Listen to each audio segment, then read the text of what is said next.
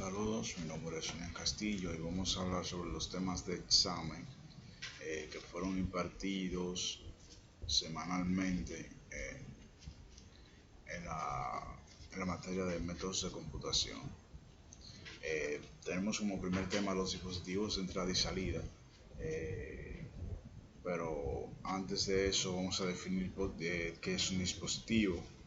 Eh, es un término que se utiliza para nombrar a los periféricos y otro sistema vinculado al funcionamiento de la computadora, por ejemplo, un pendrive o una USB. Pero los dispositivos periféricos son dispositivos auxiliares independientes del CPU de un ordenador. Eh, en resumen, son un puerto, un lugar creado para recibir información de otro sistema. Eh, Eso se dividen en tres parámetros, se puede decir. Se dividen en tres. Los de entrada, que solamente permiten la entrada de información a la tarjeta, a la computadora. Por ejemplo, un lápiz óptico, un joystick, un teclado, una cámara, un escáner, un micrófono. Bien, los dispositivos de salida son parte de la computadora, convierten información en un formato tangible por humanos.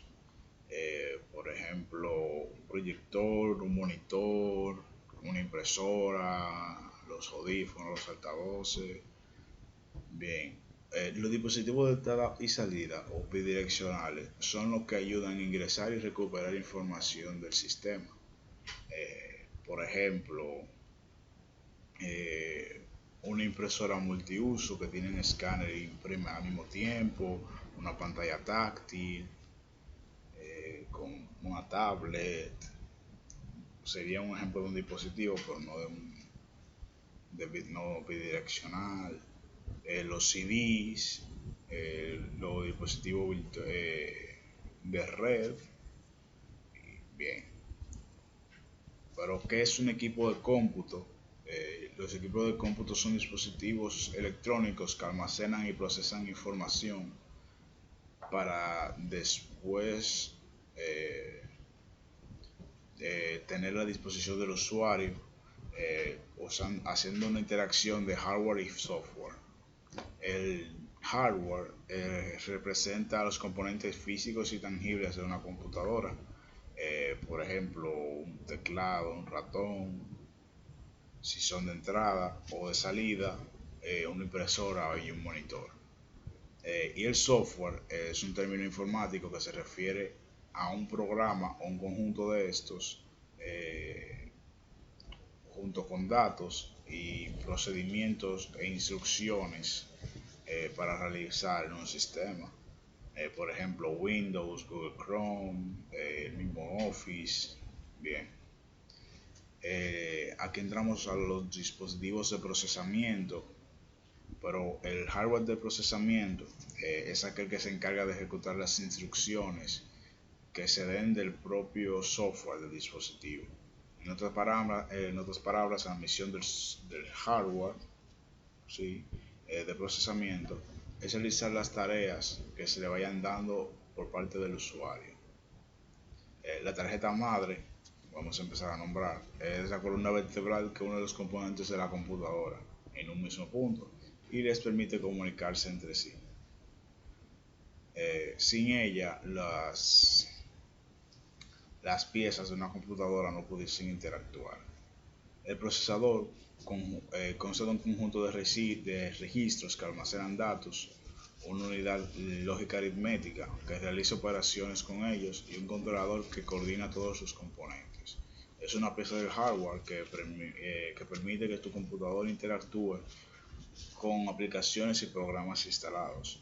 El microprocesador es responsable de ejecutar todos los programas, desde el sistema operativo hasta las aplicaciones del usuario. Solo ejecuta con lenguaje binario y realiza operaciones aritméticas y lógicas simples. Se ocupa de la potencia necesaria para hacer funcionar un dispositivo electrónico en el que se encuentre.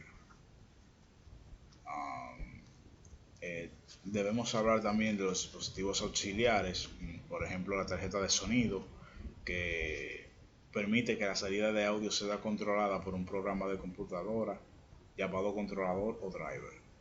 Una tarjeta gráfica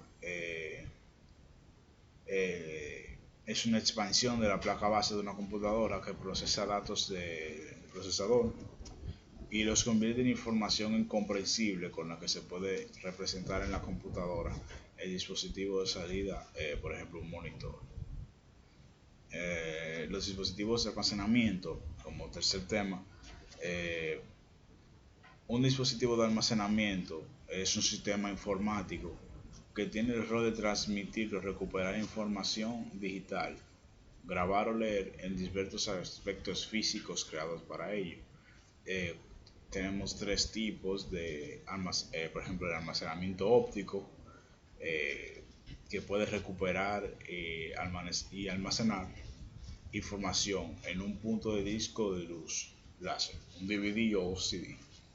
Un dispositivo de almacenamiento rígido o disco duro eh, es necesario para conservar los archivos y datos a largo plazo.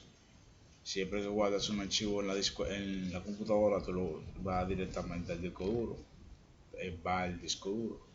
Entonces, bien, la unidad de disco o unidad de disquete o floppy disk drive es un dispositivo o unidad de almacenamiento que lee y escribe los discos en la unidad del lectora grabadora de disquetes.